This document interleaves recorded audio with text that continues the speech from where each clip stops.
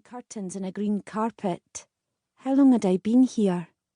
The only thing I recognised was my monkey, tucked up safely under my arm, a well-worn brown teddy I'd had since I was a baby. After 4 years, Monkey was beginning to look a little sorry for himself. He had bare patches along his body and pen marks all over his head where my wee sister had decided to give him some crazy body art with a felt tip. But I didn't care. Monkey smelled like home, and right now that was exactly what I needed. I gave him a giant squeeze and sniffed in his comforting, familiar scent. I thought of Mum, Dad and my big brother. Where were they now? I had no idea. I knew one thing only. Today was Christmas Day. As I lay there in the early hours, my mind wandered back to the day before. Mum crying in the offices of social services. "Can't you help us?" she sobbed. I'd been looking after my wee sister Dion, who was still just 1 year old, 3 years younger than me. Dion loved it when I played patty cake with her, and we'd been slapping each other's hands for a while now, but as Mum started to cry, I ran to her and grabbed her round the waist. I hated to see my mum upset. "I'm afraid it's the only option we can offer at this time," the woman said. She seemed kind in her brown flouncy skirt, ruffled white blouse and glasses which had slipped right down to the end of her nose. Her eyes were all wrinkled, and I could see she felt sorry for my mum. Mum was sniffing now and wiping her nose with a hanky, shaking her ponytail side to side. "I can't go back to him," she said quietly. "Not after what he'd done to me. I'd rather be on the streets." "The children need a place to go," the woman said gently. There was a pause.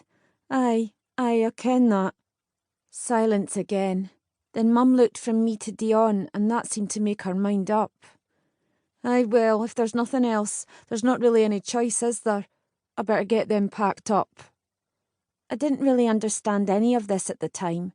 All I knew is that we were going to get help from social services because Daddy had beaten my mum the night before. It wasn't the first time. It had been going on for ages, as far back as I could remember, but this time he had really hurt her. Her terrified screams from the kitchen had made us jump up and run to her, but the moment we got close, Dad turned to us all and snarled, "Go upstairs!" "But Mummy!" I wailed, seeing my mum lying on the floor, one hand to her bleeding lip, and her hair and clothes dishevelled. "I said go!" Dad barked. My older brother Jason and I flinched, scared of what he might do if we didn't obey.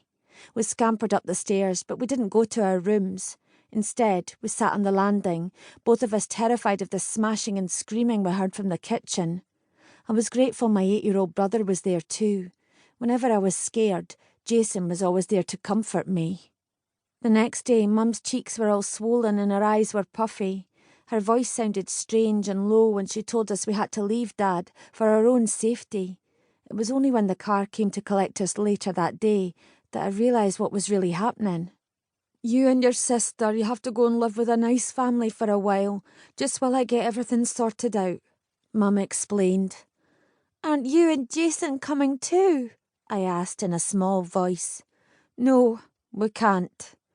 I started to cry then and grabbed my mum round the waist, determined that I would not let her go.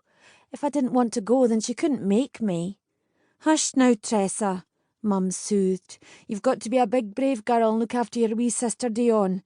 She needs you to be the grown-up one and show her there's nothing to be scared of."